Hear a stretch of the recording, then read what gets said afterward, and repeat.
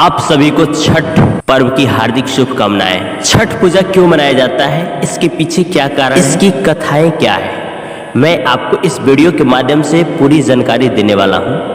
तो नमस्कार दोस्तों, मैं हूं आपका फ्रेंड डीके बाबू मोटिवेशनल स्पीकर। मैं आपको एक कहानी रामायण से बता रहा हूं, एक कहानी महाभारत से, एक कहानी पुराण से बता रहा हूं और एक कहानी मैं और बताऊंगा। 4 कहानी बताऊंगा जिस वजह से छठ व्रत किया जाता है। षष्ठी माता यानी कि छठी माता हिंदू धर्म की एक महादेवी है। इन्हें भगवती की श्रेणी में रखा जाता है। बच्चों के दाता और रक्षक के रूप में पूजा इनकी की जाती है। माता षष्ठी वनस्पतियों की भी देवी है और माना जाता है कि प्रजनन और बच्चों को जन्म देने के दौरान सहायता करती है। माता षष्ठी भगवान कार्तिकेय की पत्नी है। माता षष्ठी को दक्षिण भारत के लोग देवी देव सेना कहकर पुकारते हैं। ये भगवान कार्तिकेय की प्रथम और सर्वाधिक प्रिय पत्नी है। इनकी पूजा से कभी न समाप्त होने वाला वंश और सुख समृद्धि की प्राप्ति होती है। शिव परिवार की ज्येष्ठ बहू है, इसलिए इनकी पूजा शिव परिवार की पूजा अनिवार्य रूप से होती है। ये भगवान शिव और माता पार्वती की बहू है। ये भगवान गणेश, अशोक सुंदरी, मानसा देवी, अयप्पा और देवी ज्योति की सबसे बड़ी भाभी है। इनकी पूजा हर शुक्रवार को होती है, पर मुख्यतः इनकी पूजा छठ पर्व में की जाती है। यह पर्व मुख्यतः बिहार के लोग बड़े धूमधाम से मनाते हैं। मैं आपको बता दे रहा हूँ कि कहानी क्या है, इसके बाद मैं आपको और भी डिटेल्स में बताऊंगा। सबसे पहले मैं आपको ले चलता हूँ रामायण से।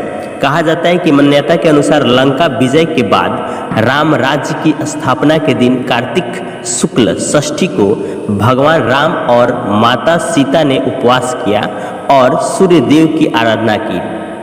सप्तमी को सूर्य देव के समय पुनः अनुष्ठान कर सूर्योदय से आशीर्वाद प्राप्त किया था।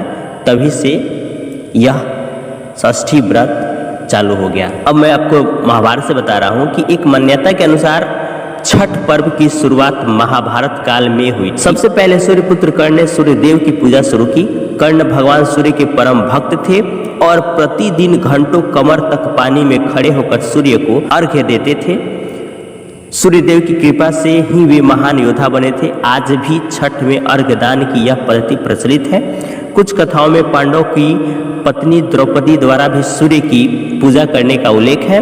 वे अपने परिजनों के उत्तम स्वास्थ्य की कामना और लंबी उम्र के लिए नियमित सूर्य पूजा करती थी। चलिए मैं आपको पुराणों की तरफ लेकर चलता हूँ और यह जो कथा है ये सबसे मुख्य माना जाता है। एक कथा के अनुसार राजा प्रियव्रत को कोई संतान नहीं थी। तब महर्षि कश्यप ने पुत्रेष्टि यज्ञ कराकर उनकी पत्नी मालिनी को यज्ञाहुति के लिए बनाई गई खीर दी। इसके प्रभाव से उन्हें पुत्र हुआ, परंतु वह मृत पैदा हुआ। प्रियव्रत पुत्र को लेकर शमशान गए और पुत्र वियोग में प्राण त्यागने लगे।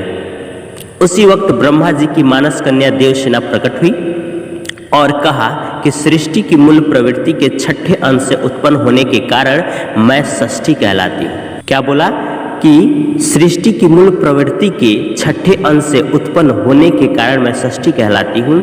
हे राजन, आप मेरी पूजा करें तथा लोगों को भी पूजा के प्रति प्रेरित करें। राजा ने पुत्र इच्छा से देवी षष्ठी का व्रत किया और उन्हें पुत्र रत्न की प्राप्ति हुई। यह पूजा कार्तिक शुक्ल षष्ठी को हुई थी।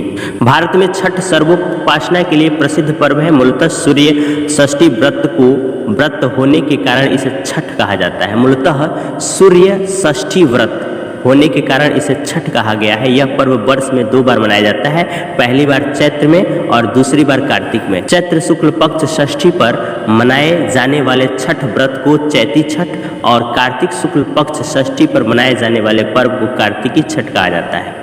पारिवारिक सुख समृद्धि तथा मनोवांछित फल प्राप्ति के लिए यह पर्व मनाया जाता है। स्त्री और पुरुष समान रूप से इस पर्व को मानते हैं। छठ व्रत के संबंध में अनेक कथाएं प्रचलित है जो मैं आपको पहले से बता चुका हूँ।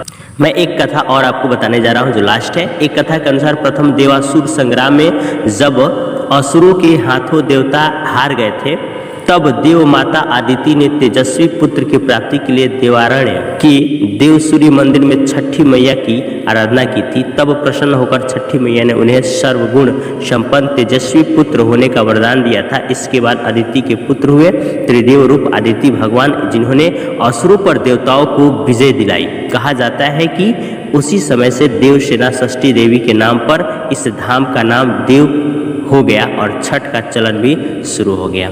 तो ये कैसा रहा वीडियो, कृपया लाइक करें, शेयर करें, कमेंट करें और अधिक जानकारी के लिए चैनल को सब्सक्राइब करें। Thank you. जय हिंद, जय भारत, वंदे मातरम।